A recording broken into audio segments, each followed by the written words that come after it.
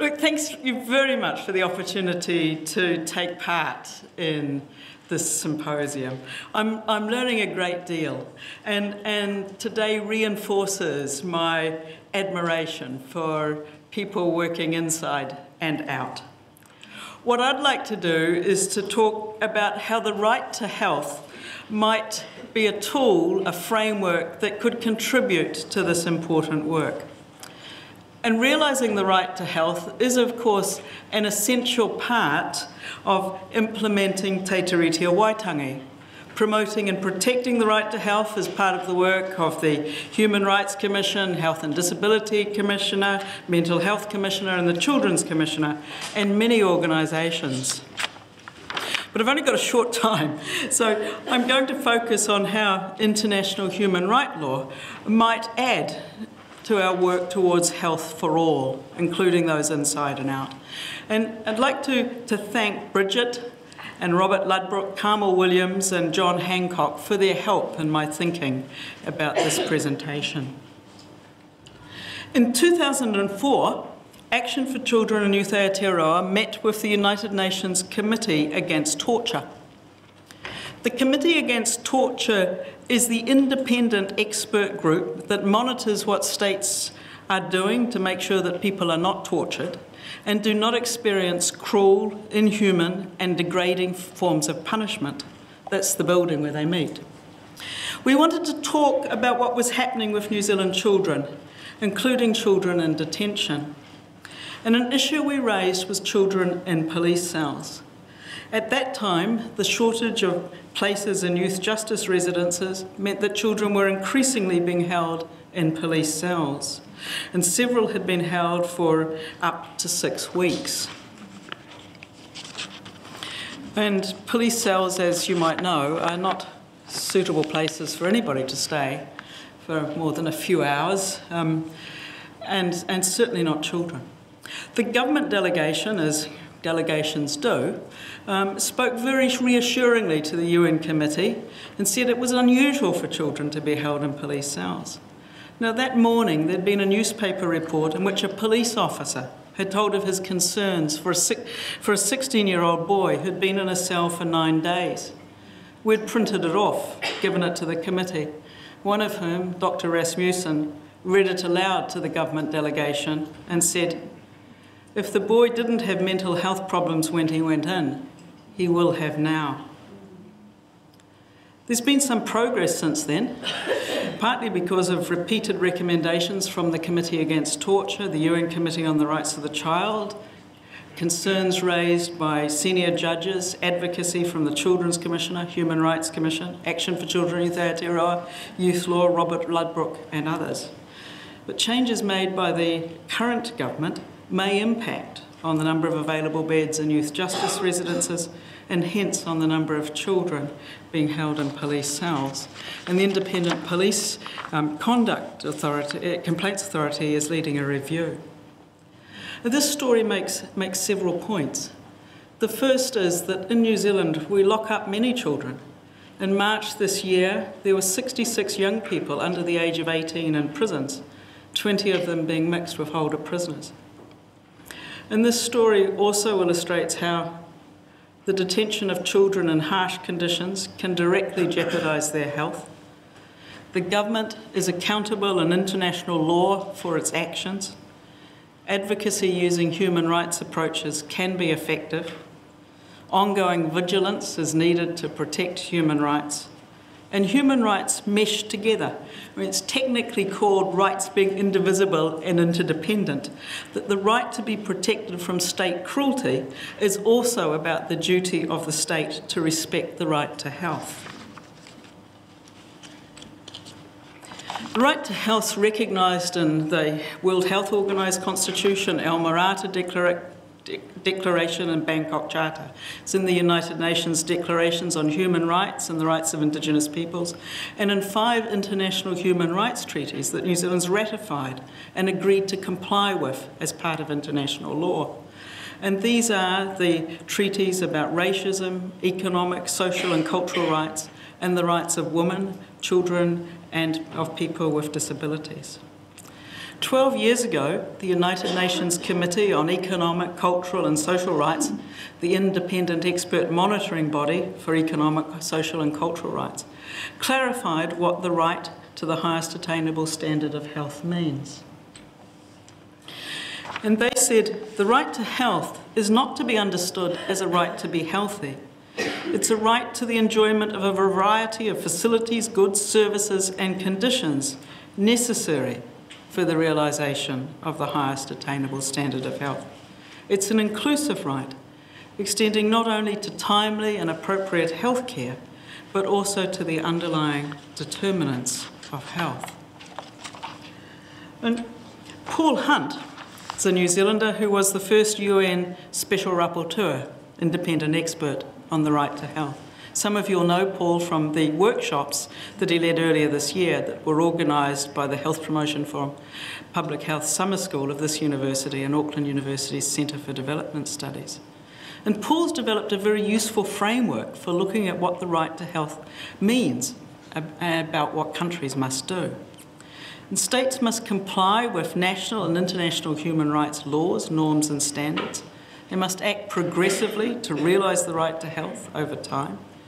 There's some things that they have to do straight away. Health services, goods and facilities must be available, accessible, acceptable and of good quality. And countries must recognise there's both freedoms and entitlements about health. For example, the freedom from discrimination and entitlement to decent food, clean water and sanitation. That they have duties to respect, protect and fulfil the right to health, which means there's things that they have to actively do to ensure people can enjoy that right. There's things that they must do to stop others interfering with people enjoying that right to health. And there's things that they must not do, which would interfere with people's right to health. They have to give special attention to issues of non-discrimination, equality and vulnerability. And these are issues that are central in human rights just as they are in health. So the right to health gives rise to the government's obligation to ensure an equitable health system and equitable access to the determinants of health. People must be able to take part in designing services that are for them and in making policies that affect them.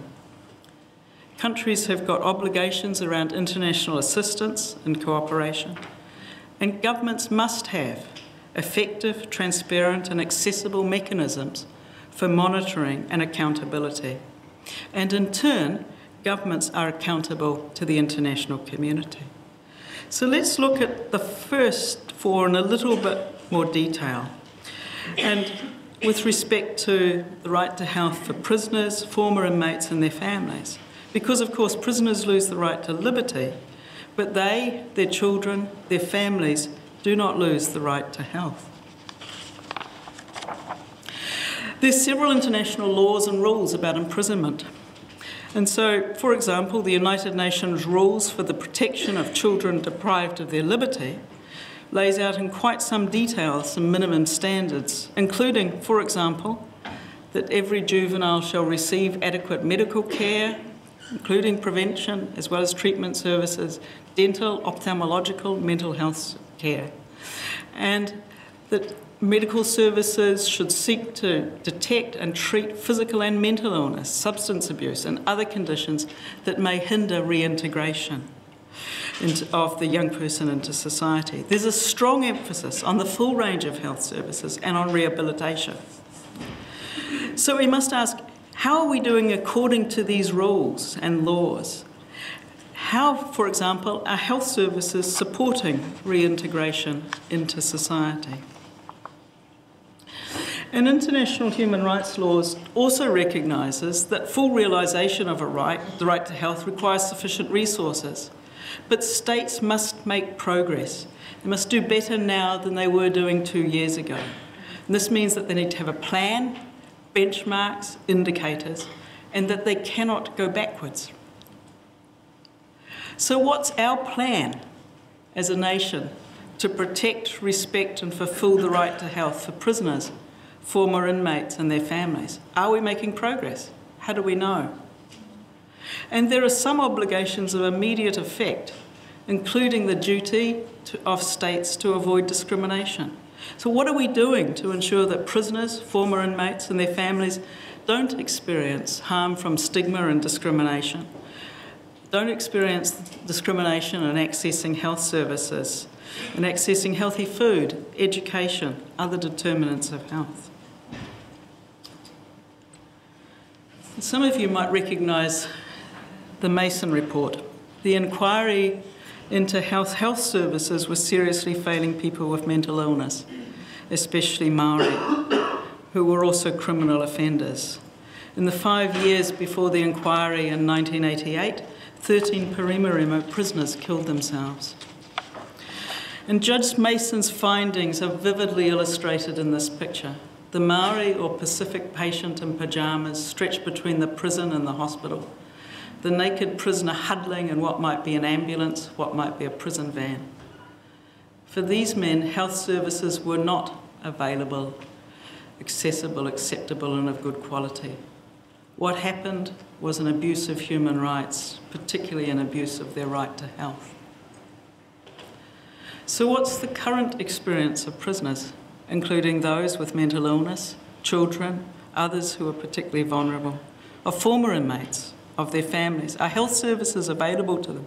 Can they get to health services? Can they afford them? Do they get health-related information in ways they can access, including if they have difficulties with reading or hearing or English is not their language of choice? Are these services culturally appropriate? Are they of good quality? Do they recognise special issues that Verma described for the children of prisoners? Are they involved in the design of these services? Is there good continuity of care? When we talk about the right to health, it's a right that each person has.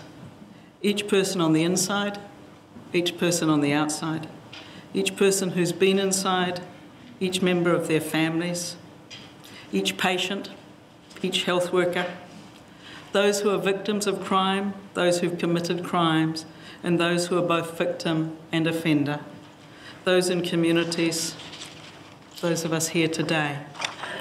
The right to health is a right for all. It's about equity, social justice, freedom from discrimination, about special care for the rights of children and people who are vulnerable or disadvantaged. It provides a useful framework, a common framework across sectors and disciplines and across communities and cultures, one that we can use in developing health-related policies, services and programs so that they're robust, sustainable, effective and equitable. It can be an ally in our work to implement health for all. And because there are laws around human rights, it's a practical tool with the hard edge of accountability. Thank you.